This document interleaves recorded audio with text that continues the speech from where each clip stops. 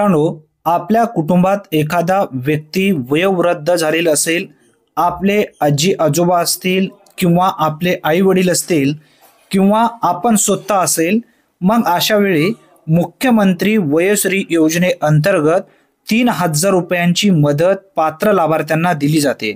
आता हे 3,000 रुपये जर आपल्याला मिळवायचे असतील तर हे कशा पद्धतीने मिळवता येणार आहे, अर्ज कोणत्या ठिकाणी करायचा आहे, याचबरोबर कागदपत्रे कोणकोणते लागतात, याबद्दलची पूर्ण माहिती आपण या व्हिडिओच्या माध्यमातून समजून घेणार आहोत. त्यासाठी नक्की हा व्हिडिओ शेवटपर्यंत पहा. मित्रांनो, ही योजना आहे मुख्यमंत्री वयोश्री योजना.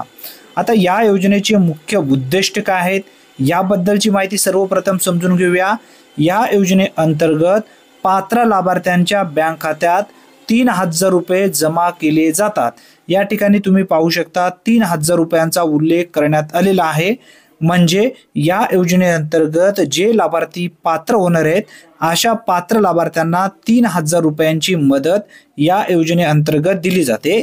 या योजनेच्या जे उद्देश आहे, दैनंदिन जीवनात सामान्य स्थितीत जगण्यासाठी आणि अपंगत्व अशक्तपणा यावर उपाययोजना करण्यासाठी मदत करणे हा मुख्य उद्देश आहे.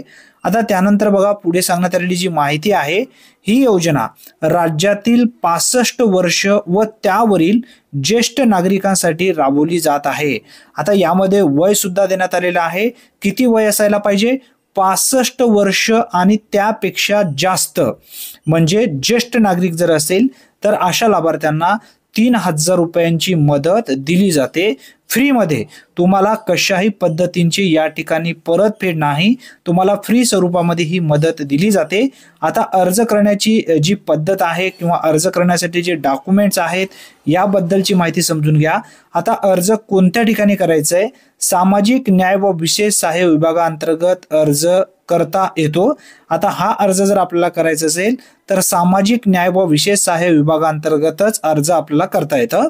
आता अर्ज करण्यासाठी जी काही अट आहे ती समजून घ्या. लाभार्थ्यांचे कौटुंबिक वार्षिक उत्पन्न 2 लाख रुपयांच्या आत असणे आवश्यक आहे. म्हणजे या ठिकाणी तुमचं जे वार्षिक उत्पन्न आहे ते 2 लाख पेक्षा कमी असायला पाहिजे. म्हणजे 2 लाखापेक्षा जास्त नसायला पाहिजे, त्या आतच असायला पाहिजे, तरच तुम्हाला या योजनेचा लाभ दिला जाणार आहे. आता या योजनेसाठी लागणारे जे डॉक्युमेंट्स आहेत ते डॉक्युमेंट समजून घ्या. आता यामध्ये देण्यात आलेले जे डॉक्युमेंट्स आहेत 4-5 डॉक्युमेंट आहेत. आता यामध्ये जर आपल्याला पाहायला गेलं तर 1 नंबरचा डॉक्युमेंट आहे आधार कार्ड. आधार कार्ड हा कंपल्सरी ठेवण्यात आलेला आहे. प्रत्येक व्यक्तीकडे आधार कार्ड असणं आवश्यक आहे. आणि त्याचबरोबर एक स्वयं घोषणापत्रक. आता स्वयं घोषणापत्रकामध्ये आपण जे 65 वर्ष वयाचा दाखला आपण डॉक्टरापासून सुद्धा घेऊ शकता. वय आमचं 65 वर्ष झालेलं आहे याचा जो वयाचा दाखला आहे हा सुद्धा तुम्ही घोषणापत्रक मध्ये देऊ शकता. किंवा अर्ज जेव्हा तुम्ही करायला जाल त्या ठिकाणी एक अर्ज मिळेल तुम्हाला, त्या अर्जाबरोबर एक स्वयं घोषणापत्रक सुद्धा तुम्हाला दिलं जाईल. आता त्यानंतर आहे पुढचा डॉक्युमेंट आहे बँक पासबुक व पासपोर्ट साईजचा फोटो. आता यामध्ये बँक पासबुक तर कंपल्सरी आहे आणि त्याचबरोबर पासपोर्ट साईजचा एक फोटो तुमच्याकडे असणं आवश्यक आहे. आता इथं बँकेला जे आहे ध्यानात ठेवा, भरपूर असे लाभार्थी बँकेला डीबीटी लिंक केलेले नाहीत. डीबीटी लिंक असणं आवश्यक आहे, कारण हे सर्व पैसे थेट डीबीटी मार्फतच म्हणजेच डायरेक्ट बेनिफिट ट्रान्सफर अंतर्गतच हे पैसे पात्र लाभार्थ्यांच्या बँक खात्यामध्ये वितरित केले जातात. आता डीबीटी जर लिंक करायची असेल तर आपल्या आधार कार्डला बँक अकाउंट नंबर जोडून घेणं गरजेचं आहे. म्हणजेच बँक खात्याला आपला आधार कार्ड जोडून घेणं गरजेचं आहे. भरपूर असे लाभार्थी बँकेला आधार कार्ड जोडलेले नाही आहेत, म्हणजे KYC केलेले नाही आहेत. अशा लाभार्थ्यांना आधार लिंक करून घेणं गरजेचं आहे. काय करून घेणं गरजेचं आहे?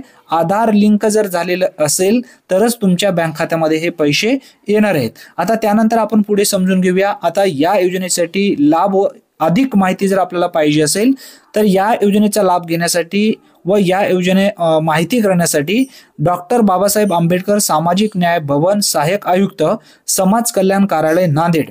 आता या ठिकाणी जो नांदेडसाठी जे समाज कल्याण विभागाअंतर्गत ही जी योजना राबवली जात आहे, प्रत्येक जिल्ह्यासाठी वेगवेगळे आहेत. ज्या ठिकाणी समाज कल्याण कार्यालय आहे प्रत्येक जिल्ह्याला असतो सहाय्यक आयुक्त समाज कल्याण कार्यालय. आता तुम्ही ज्या जिल्ह्यातून असाल त्या जिल्ह्याच्या ठिकाणी तुम्हाला समाज कल्याण ऑफिसमध्ये जायचं आहे आणि अर्ज तुम्हाला हमखास करून घ्यायचा आहे।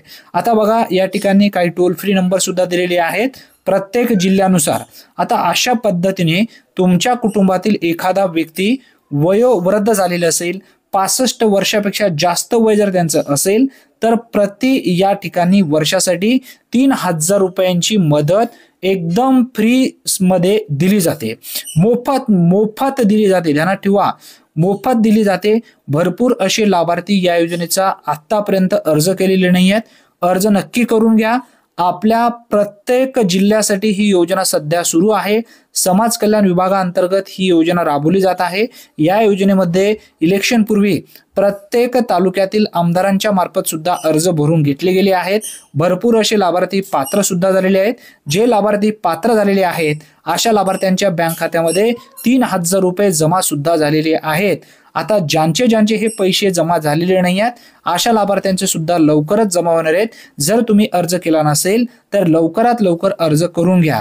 अतिशय महत्त्वपूर्ण ही माहिती आहे। जास्तीत जास्त तुमच्या मित्रापर्यंत हा व्हिडिओ नक्की शेअर करा।